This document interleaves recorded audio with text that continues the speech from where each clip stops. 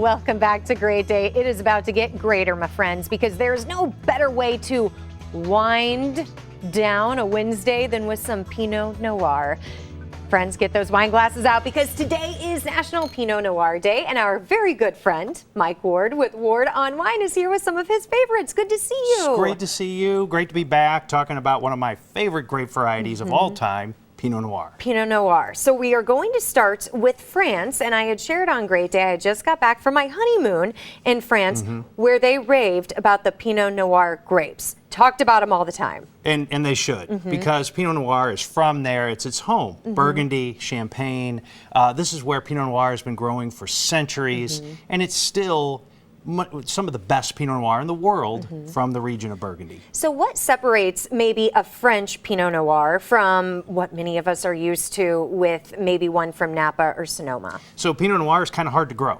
So it would be hard to grow it here in Missouri, almost impossible. It likes to grow in cooler climates like Burgundy and Champagne. Champagne's certainly a cool climate, and that's where it likes to be. So coastal areas like Oregon and coastal parts of California, perfect growing area, places like New Zealand, anywhere where it can be kind of cool, but still get some sunlight, that's where Pinot Noir likes to grow. And how would you tell the taste differently between a French versus an Oregon, a Napa, a Sonoma? Well, one of the things that you can tell, and I encourage everybody to try a Pinot Noir from Burgundy if you haven't, if you like wine. It can tend to, they have a lot of fruit to them, but they can tend to be a little bit more earthy, so it tastes like spices and herbs and things that you grow. You know, it really is a little bit different, lighter in color, because Pinot Noir is a thin skin grape. It's going to taste a little more similar to an Oregon Pinot Noir, where the climate is very similar. California is a hot growing area, so the grape's going to be affected a little bit different.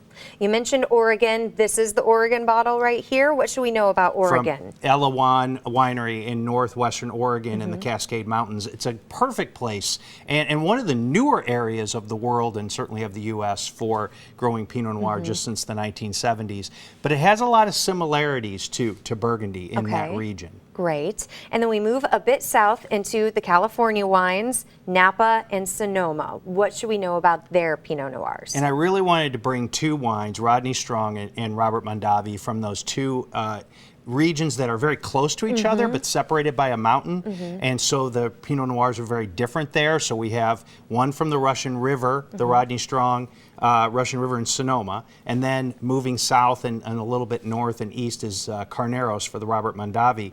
And they're both kind of big, bold, a little bit more tannin structure to the wines, but different. If you taste them side by side, they still taste really different. And they taste so different from Cabs, especially. If you like red wine, but you're used to Cabs, Pinot Noirs, I think are just easier.